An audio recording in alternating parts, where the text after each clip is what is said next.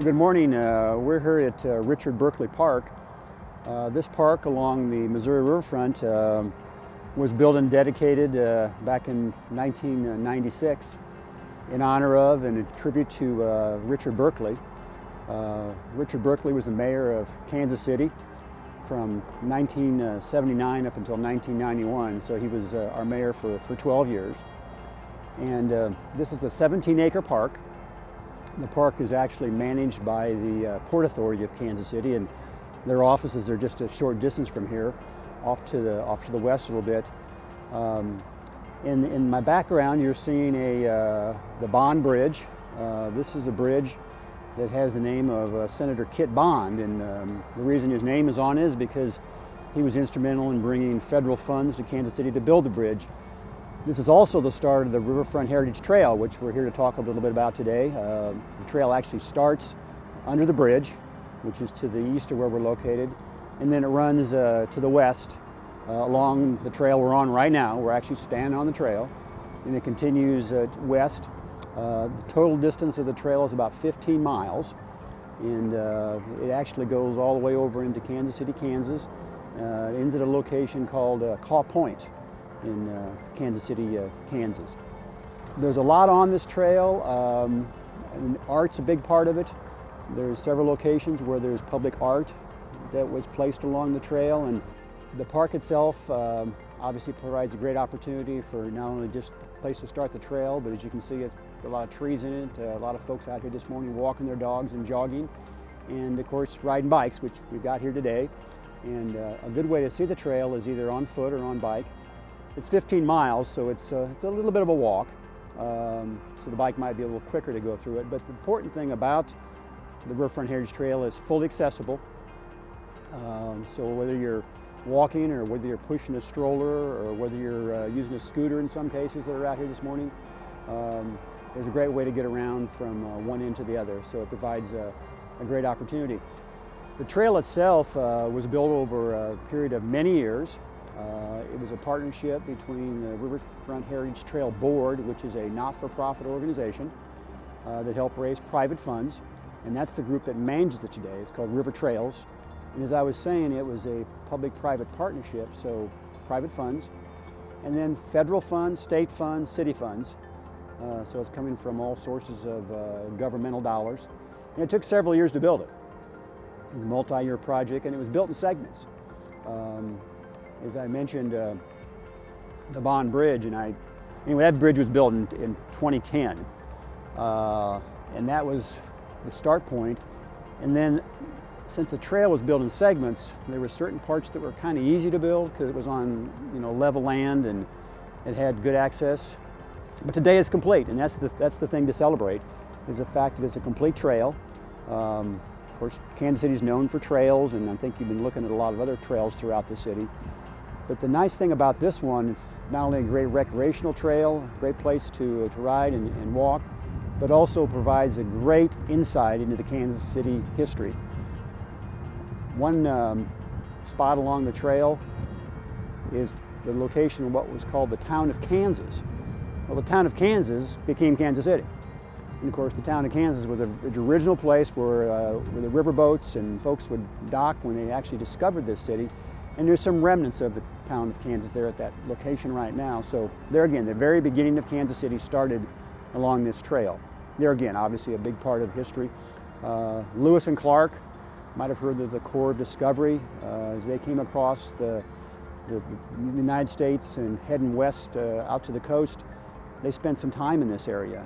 And a lot of the history of how they discovered their aspect of the history is part of the trail too. So you pick up the history of Lewis and Clark, you pick up the history of the town of Kansas, and then as you traverse the trail, you'll also find some other interpretive markers and plaques and signs that talk more and more about it. So it's called Heritage for obvious reasons, because it talks about the heritage of Kansas City and some of those early settlers and founders that made this the city it is today. Off the distance, you'll see the Bond Bridge that we looked at earlier. You'll see the bridge above us, which is the Car Bridge. That's the Heart of America Bridge. It was built in 1987. Of course, carries cars from North Kansas City to downtown Kansas City. And then the bridge behind me is called the ASB Bridge. ASB Bridge is Armour, Swift, and Burlington, Armour Packing Plant and the Burlington Railroad. And it's a railroad bridge, pretty unique. It was actually built in 1911. This section here, as you kind of look in front of us, you'll see a ramp that goes down. That ramp goes down, turns around, goes back, and it goes underneath the railroad tracks. So you actually have a way to get past the railroad tracks. Before you had this structure, you had you're unable to get across the railroad tracks. So you had a section of the trail that you couldn't have access to. So this was built in 2010, so it's been here 10 years. It's got a ramp for accessibility, plus it's got stairs, which makes it a little bit shorter walk. And it cost about $2 million to build this. So it was a pretty significant expense, and that came from Missouri Highway Transportation Department, and then some contributions from the Argosy Casino helped pay for this. It was designed by Tallaferro & Brown and B&IM. It's a local engineer and local architectural firm, and Kissy Construction Company actually built it. And it's worked out really great, and provides good access underneath the railroad tracks and allows you to continue on the trail going west. These concrete columns talk about how this bridge was actually operated. And it was a drop bridge, so it was able to raise and lower the bridge so that some of the large boats and steamships could come up underneath it.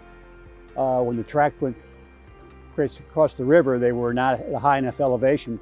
So you had a lifting mechanism, and these large structures talk about how that actually operated. And as we talked earlier, it's got the date of when it was done in 1911.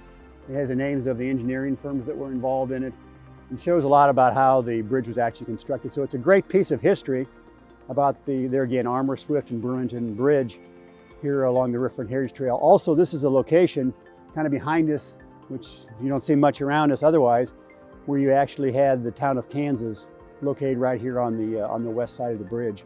And as you can see, it's right here on the trail. And hope people would stop and take a look and read some of the information that is on these big concrete blocks, is what they are, of course. So they've got some eyelets on the top of them to show how they were lifted at the time, and kind of pan through it, you can kind of see some of the history. And as I mentioned earlier, a lot of what is along this trail is a piece of Kansas City heritage and history, and this is, of course, how they got the rail cars across the river at the time, and one piece of the history of Kansas City and how it connected to the Northland.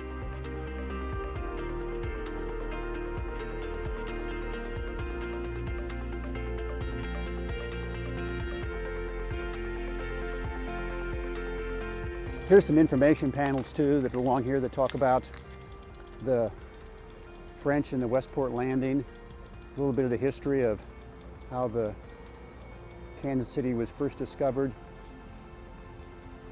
As I mentioned earlier, you've got Lewis and Clark coming along the river, Meriwether Lewis and William Clark on their legendary voyage to the Pacific West in 1804 on their way to California.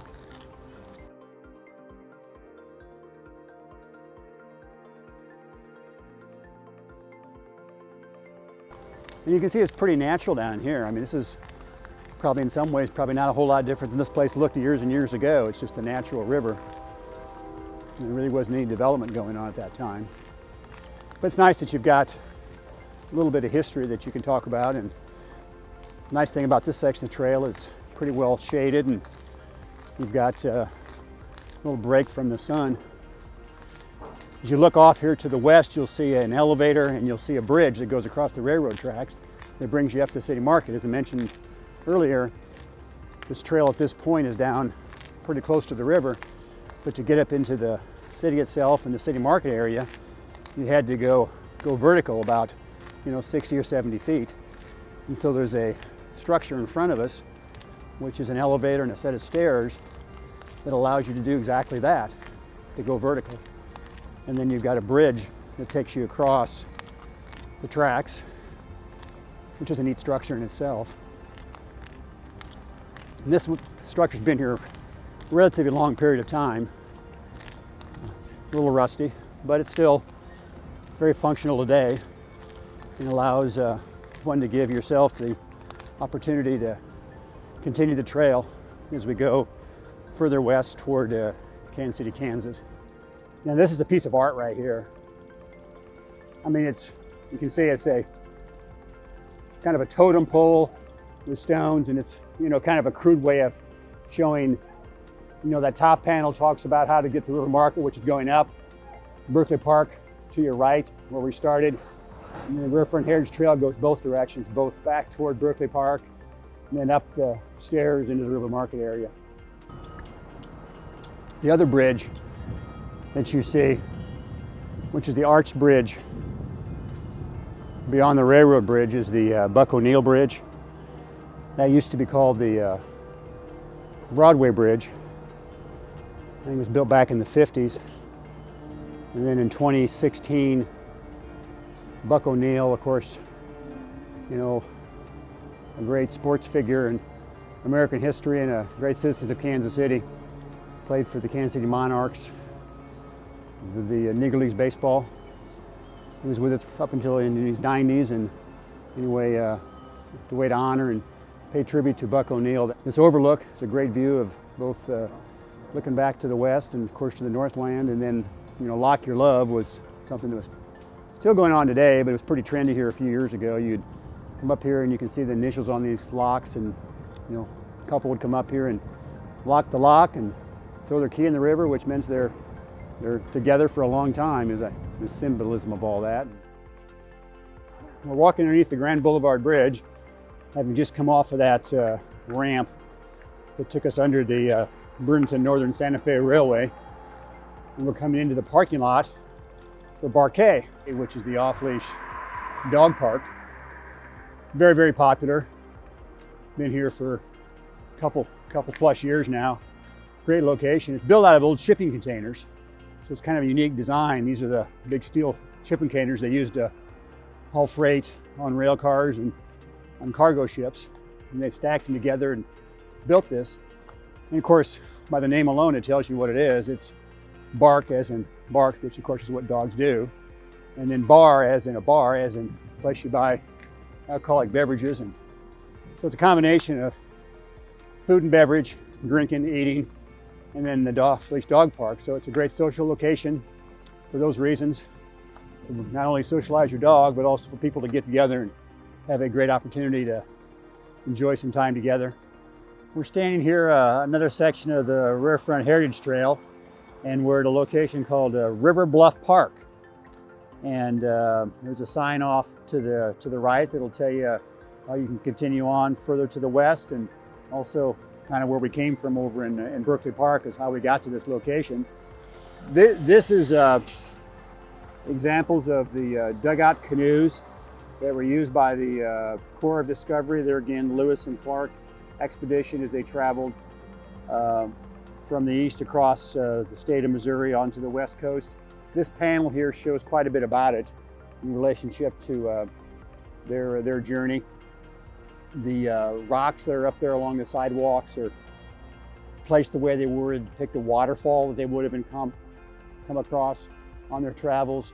It's a nice little respite. You can see some benches and lighting at this location. And a significant part of the art has been talked earlier. The canoes themselves are art.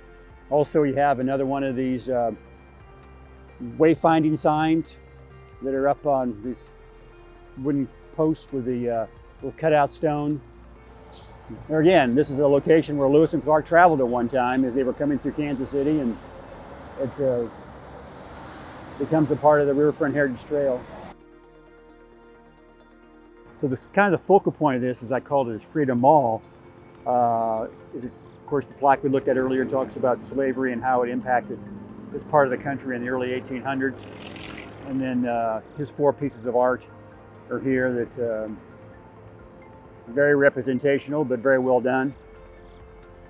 Since this is a mall, it serves as a little park area. You've got some green space on the sculpture and informational plaques. See some benches and places to sit and relax. And as we've talked about, a lot of these locations, they're kind of a respite along the trail. This one has a large parking area. And then you have this caboose, which is kind of neat too. This, as you can clearly see, Santa Fe Railroad. ties into the railroad history, and the caboose is part of that. It was donated to the Riverfront Heritage Trail organization several years ago. It sits up on a piece of railroad track, and you can kind of see what a rail car would have looked like back at the turn of the century. And another project like a lot of this was all done through a combination of public and private funds, grant opportunities. This was a location that became a great little stop along the trail. We're just kind of entered the west bottoms at this point, and the trail will of course continue further to the west. And we're probably at this point about 3 miles from Berkley Park, so that's about as far as we've traveled from when we started, having gone down the trail up over the overpass, through the river market, past Bluff Park, and then we came across the Bruce Forrester Viaduct, which is another structure, that new bridge we came across that helped connect it. And you may have seen the bike lane along the bridge to get you to this point, and provides a stop along the trail. And then the trail will go up underneath. We kind of cross it before it goes up underneath the bridge and goes back off to the west. So it's actually underneath the highway. And that's I-70 above us, by the way, is what that is. Of course, I-70 takes you over into Kansas, and the trail runs underneath the bridge. When you get under the bridge, you cross over another bridge at the lower level, and it takes you to Call Point. And then Call Point is the western terminus of the trail. Anyway, this park then talks about the railroads, it talks about slavery, and talks about, again, in a lot of cases, the history of Kansas City and how it became a city, going back in time from that little town of Kansas that was just a little settlement along the river.